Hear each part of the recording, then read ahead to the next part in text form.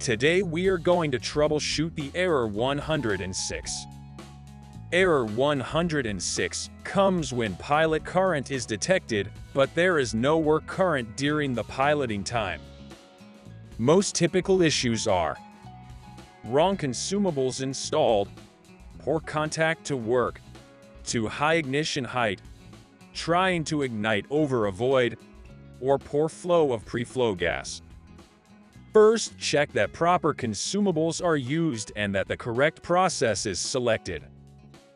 Then make sure there is material under the torch. Then verify you have good conductivity from the plate to the work terminal at the back of the plasma. Measure the conductivity and/or use temporarily a welding clamp to test the conductivity. If the plasma cuts using the welding clamp, then you know the issue is on the work current path. It could be a broken work cable, worn out and/or rusty slats, or corroded work cable connection.